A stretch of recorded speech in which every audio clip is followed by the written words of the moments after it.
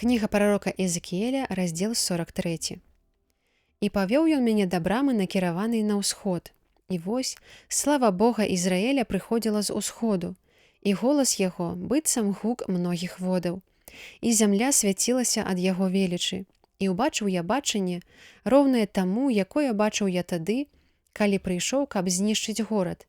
І з'ява была падобная да той, якую бачыў я над ракой Кебар. І я ўпаў на твар свой.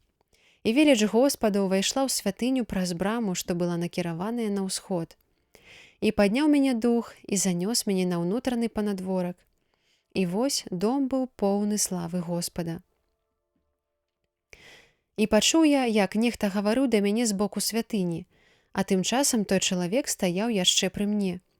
І сказаў ён мне: «Сын чалавечы, гэта месца пасада майго і месца слядоў ног маіх, дзе я буду вечна жыць сярод ізраэльцаў. Ужо дом Ізраэля не апаганіць майго святога імя, ані ён сам, ані цары яго, распустай сваёю і трупамі сваіх цароў у смерці іх, якія свой парог памясцілі побач з маім парогам і свае вушакі побач з маімі вушакамі. І сцяна была паміж мною і імі, і апаганілі яны імя маё святое агіднасцямі, якіх дапусціліся. Дзеля таго я вынішчыў іх у гневе маім. Такім чынам, цяпер будуць яны трымаць далёка ад мяне сваю нявернасць і трупы сваіх цароў, і я буду жыць сярод іх заўсёды. А ты, сын чалавечы, пакажы дому Ізраэля святыню, і хай засаромеюцца яны з-за правіннасцей сваіх і змераць будынак. І калі яны засаромеюцца з прычыны ўсяго, што зрабілі, намалюй ім дом і яго ўладкаванне, выхады і ўваходы, ды ўвесь выгляд яго і ўсе правілы яго, ды паведамі ім усе яго законы, і запішы іх перад іх вачамі, каб захавалі ўвесь выгляд яго і яго пастановы, і каб спаўнялі іх. Гэта ёсць закон дома на вяршыні гары.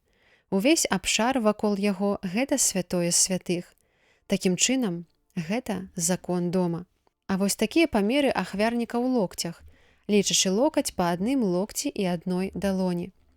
Паглыбленне да яго было вышынёю ў локаць і шырынёю ў локаць. Яго абрамаванне на краі яго кругом было ў далонь. А такая была вышыня ахвярніка.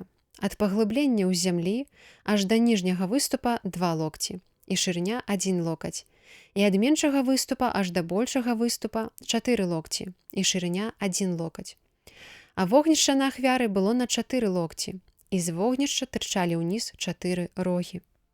І вогнішча на ахвяры было даўжынёю ў 12 локцяў, пры шырыні ў 12 локцяў, чатырохкутнае, з бакамі роўнымі. І выступ быў даўжынёю ў 14 локцяў, і ў 14 локцяў шырыні па 4 вуглах яго.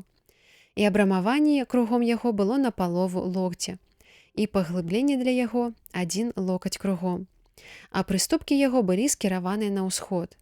І сказаў ён мне: «Сын чалавечы, гэта кажа Господ Бог. Вось пастановы адносна ахвярніка. Тады, калі ён будзе пабудаваны, каб на ім ускладаць целаспаленні ды каб акрапляць яго крывёй, дасі святарам левітам з роду Садока, якія маюць права набліжацца да мяне, кажа Господ Бог, каб служыць мне маладое цяля, як ахвяру за грэх. І возьмеш з яго крыві, пакропіш ёю 4 рогі яго, поруч 4 вуглы выступу і абрамаванне кругом, і ачысціш ахвярнік, дакончваючы на ім перамольванне.